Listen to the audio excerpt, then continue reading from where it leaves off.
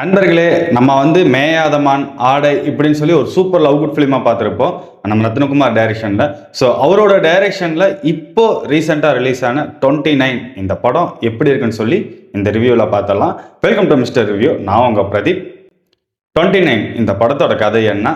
விது இவர் பார்த்தீங்கன்னா சேலத்திலிருந்து 2010 சேலத்திலிருந்து சென்னைக்கு வராரு. சென்னையில் ஒரு கம்ப்யூட்டர் இதில் ஒர்க் பண்ணிட்டு இருக்காரு.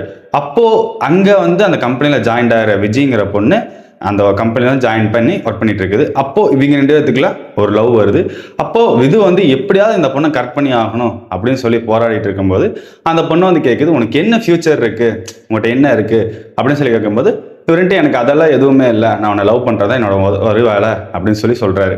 ஸோ இதனால விஜய் என்ன பண்றாங்கன்னா இது செட் ஆகாது, நம்ம 2 பேரும் பிரிஞ்சிடலாம்னு சொல்லி போகும்போது அதுக்கப்புறம் விது ஆகட்டும் விஜய் ஆகட்டும் இவங்க 2 பேர் தங்களோட ஃபியூச்சரை நோக்கி போறாங்க. ஸோ இதுக்கப்புறம் இவங்க லவ் என்னாச்சு?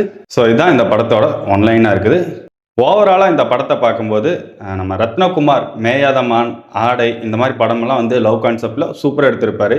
ஏன்னா மேயாதமான் படத்துலலாம் பார்த்தீங்கன்னா வைபவோட ஆக்டிங் ஆகட்டும், அந்த கான்செப்ட் ஆகட்டும், அந்த எடுத்த லொக்கேஷன்ஸ் ஆகட்டும் அவ்வளோ நீட்டாக எடுத்து வந்திருப்பாங்க. ஆடையிலும் அதே மாதிரி தான் அமலாபாலோட ஆக்டிங், அந்த ஒரு துணிச்சலான ஒரு ஆக்டிங்லாம் சூப்பராக பண்ணியிருந்தாங்க. அண்ட் அதே மாதிரி இதில் விதுவோட ஆக்டிங் சூப்பராகவே இருந்துச்சு சொல்லணும். அண்ட் அதே மாதிரி ரத்னகுமார் இதில் மேக்கிங் நல்லா பண்ணியிருந்தாரு. 2010 ஜென்ஸ் கிட்ஸு, அந்த சென்னை எப்படி இருக்கும், டிண்டர் இந்த ஆப்பில் வர்றதுக்கு முன்னாடி எப்படி இருந்துச்சு, ஸோ அந்த காலகட்டங்களில் காட்டின விதம் உண்மையாலுமே சூப்பராக இருந்துச்சு. அண்ட் கதைக்களமும் பார்த்தீங்கன்னா ஆல்ரெடி பழக்கப்பட்ட கதைக்களமாக இருந்தாலுமே இந்த இதில் பார்க்கும்போது ஓகேப்பா ஒரு டீசெண்டாக பார்க்கலாம் அப்படிங்கிற மாதிரி ஃபீல் ஆச்சு.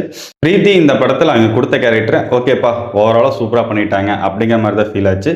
அண்ட் மெயினாக இந்த படத்தோட ஸ்க்ரீன் பிளே பார்த்தீங்கன்னா ஃபர்ஸ்ட் ஹாஃப் ரொம்ப ஸ்லோ தான், என்னடா இது இவ்வளோ பொறுமையாக எடுத்துகிட்டு போகிறாங்களே அப்படின்னு ஒரு ஃபீல் ஆச்சு. அண்ட் செகண்ட் ஹாஃப் சரி இதுக்கப்புறம் ஏதாவது மாற்றங்கள் ஏற்படுன்னு பார்த்தா அதுவும் இல்லை, அப்படியே ஸ்லோவாக தான் போச்சு.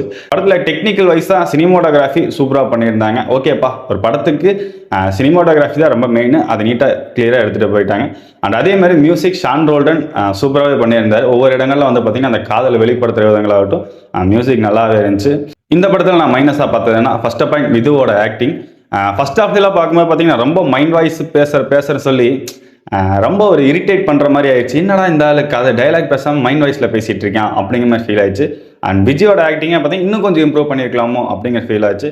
அண்ட் மெயினாக ஸ்க்ரீன் பிளேலாம் ரொம்ப ஸ்லோவாக இருந்துச்சு. அண்ட் கதைக்கிழமை பார்த்தீங்கன்னா நம்மளுக்கு பழகி போன கதைக்கிழமை இருக்குங்காட்டிக்கு பெரிய ஒரு விஷயம்லாம் எதுவுமே இதில் இல்லை.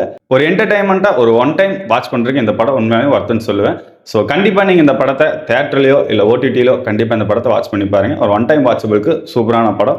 ஸோ நான் இந்த படத்தை கொடுக்குற ரேட்டிங்கன்னா 5/2.5. நீங்கள் இந்த படத்தை பார்த்துட்டீங்களா, இந்த படம் உங்களுக்கு என்ன ஃபீல் கொடுத்துன்னு சொல்லி மறக்காமல் கமெண்ட்ல சொல்லிட்டு போங்க. இதே மாதிரி மூவி ரிவ்யூக்கு மறக்காம மிஸ்டர் ரிவ்யூவை சப்ஸ்கிரைப் பண்ணிடுங்க.